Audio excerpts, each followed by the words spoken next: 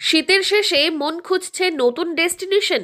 সারাদিন নেট ঘেটে মিলছে না মনপসন্দ ঘুরতে যাওয়ার জায়গা। ডুয়ার্সের কাছে পিঠে মন ভালো করা এক ডেস্টিনেশনের খোঁজ রইল।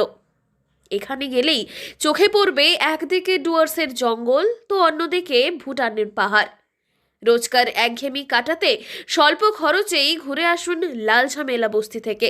নাম শুনে ঘাবড়াবেন না, এখানকার প্রাকৃতিক সৌন্দর্যে মন ভালো হবেই হবে। এই বস্তির সঙ্গে কোনো মিল নেই মহানগরীর কোনো ঘিঞ্জি বস্তির, নেই কোনো ঝামেলাও। একদিকে সবুজ চা বাগান, আরেকদিকে যত দূর চোখ যায় ভুটান পাহাড়। ভারত ভুটানের সীমান্ত দিয়ে বয়ে গিয়েছে ডায়না নদী। हम लोग न्यू डूअर्स चामुर्ची साइड से। इधर का परिवेश कैसा है? अच्छा है, थोड़ा शांत जगह है, नदी है तो अच्छा लगता है, शांत एकदम फ्रीडम महसूस हो रहा है इधर आके। पिकनिक करने के लिए आया क्या? हाँ, पिकनिक करने आए हैं। अब आपका मेनू क्या है आपका? हम लोग का भात दाल है, चिकन है, मटन है, उसके बाद में सलाद है, पापड़ है। इस जगह का नाम क्या है?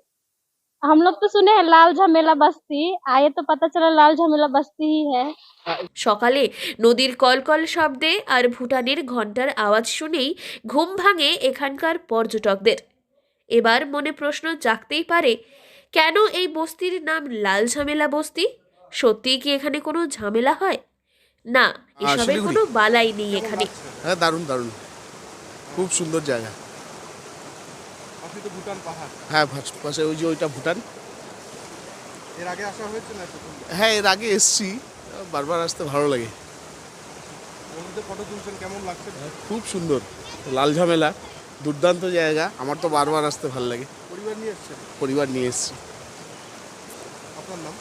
শোনা যায় চা বাগানের দুই আদিবাসী শ্রমিক নেতা লাল শুকরা ওরাও এবং ঝামেলা সিং এর নাম থেকেই এই বস্তির নামকরণ হয়েছে লাল ঝামেলা বস্তি। প্রায় 500 পরিবারের বসবাস এখানে।